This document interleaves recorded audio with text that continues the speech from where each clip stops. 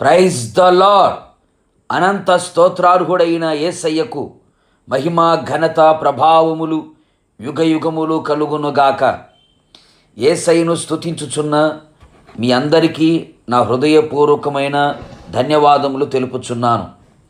ఈ దినపు యేసయ్య జీవపు మాట 145వ కీర్తన 14వ చరణం. యెహోవా పడిపోవు వారినందరినీ ఉద్ధరించువాడు.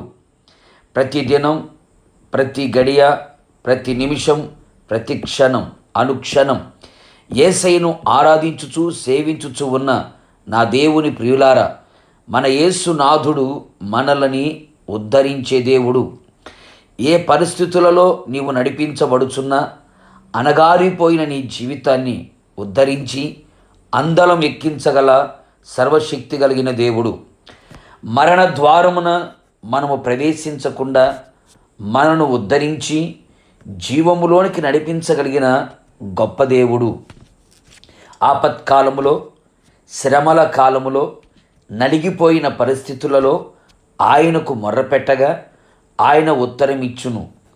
ఆయన నామము మనలని ఉద్ధరించి వాటన్నిటిలో నుండి ఆయన మనలని విడిపించును, తప్పించును, రక్షించును. ఆయన తన పేరు పెట్టబడిన జనులకు ఆశ్రయముగా ఉండి తన జనులను అన్ని విధాలుగా రక్షించి తన స్వాస్థ్యముగా ఉన్నవారిని ఆశీర్వదించి వారికి మంచి కాపరిగాను, గొప్ప కాపరిగాను, ప్రధాన కాపరిగాను, ఆత్మల కాపరిగాను ఉండి నిత్యము ఉద్ధరించునుగాక. అంతేకాకుండా ఏ శత్రువు కార్యములు మీ మీద పని చేయకుండా వారి చేతుల నుండి తప్పించి వారికి చిక్కకుండా ఆయన ఉద్ధరించి శత్రు క్రియలన్నిటినీ లయపరిచి శత్రు క్రియల అంతటి మీద నీకు జయమును అనుగ్రహించును. అవును ప్రియులారా, మనమందరము యథార్థమైన జీవితమును, యథార్థమైన భక్తిని, యథార్థమైన హృదయమును, యథార్థమైన మనస్సును, యథార్థమైన ప్రవర్తనను కలిగి ఉండిన ఎడల నిశ్చయముగా అట్టి వారిని ఆయన ఉద్ధరించి నిత్యము వారు ఆయన సన్నిధిలో నిలుచున్నట్లుగా చేయును. నా ప్రియ దైవ జనాంగమా, నువ్వు ఏ స్థితిలో పడిపోయి ఉన్నావో, పడిన స్థితిలో నుండి లేవలేని స్థితిలో కృంగిపోవచ్చున్నావా?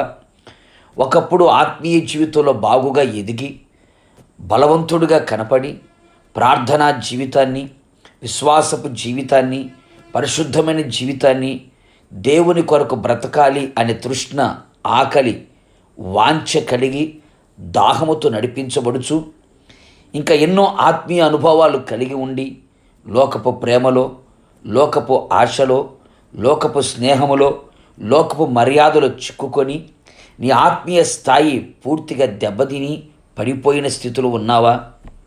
ఒకప్పుడు ఉన్నటువంటి సంతోషం, సమాధానం, ఆరోగ్యం, ఐక్యత, ప్రేమానురాగాలు పేక మేడల కూలిపోయి పడిపోయిన స్థితిలో కృంగిపోయి బలహీనమైపోయిన స్థితిలో కనబడుచున్నావా? కృంగిపోకు నేస్తమా, బలహీనమవకు సహోదరుడా, ఆయన వైపు తిరిగి పశ్చాత్తాపముతో ఆయన పాదము చెంతముకి మనం చేరిన ఎడల నిశ్చయముగా దయగలిగిన నా యేసయ్య పడిపోయిన వారందరినీ ఉద్ధరించి లేవనెత్తగలిగినవాడు, పైకెత్తగలవాడు, ఉద్ధరించగలిగినవాడు, ఉన్నత స్థాయిలో నిన్ను నిలబెట్టగలిగిన సర్వశక్తి కలిగిన దేవుడు, నిశ్చయముగా రాకడలో కనబడునట్లుగా చేయుటకు గొప్ప దేవుడు. ప్రార్థన. నీతిమంతుడైన నా యేసయ్య, నీ పరిశుద్ధ పాదములకి స్తోత్రం. మరొక్కసారి మీ పాదముల చెంత చేరి మీ జీవపు మాట చేత మా జీవితాన్ని ఉజ్జీవపరచుకోవడానికి మీరు ఇచ్చిన కృప కొరకు స్తోత్రం. అవును తండ్రి, పడిపోయిన వారందరినీ ఉద్ధరించగలిగిన దేవుడు ప్రభువా. నీ ప్రజలు, నీ ప్రియులు ఏ స్థితిలో పడిపోయి ఉన్నారో, ఆత్మీయ స్థితి, కుటుంబ స్థితి, శారీరక పరిస్థితులన్నీ కూడా పడిపోయిన, దిగజారిపోయిన, కృంగిపోయిన, అణగారిపోయిన, నలిగిపోయిన పరిస్థితులు ఒకవేళ ఉన్నారేమో, కృపతో వారిని జ్ఞాపకం చేసుకోండి. వారు మీ వైపు తిరిగి ఉండగా మీ పాదాల చెంత పడి ఉండగా వారిని కరుణించి వారిని అందరినీ కూడా లేవనెత్తమని ప్రార్థిస్తున్నాను. పైకెత్తమని కోరుతున్నాను. ఉన్నత స్థితిలో వారిని నిలబెట్టమని కోరుతున్నాను. వారి ఆత్మీయ స్థాయిని పెంచమని కోరుతున్నాను.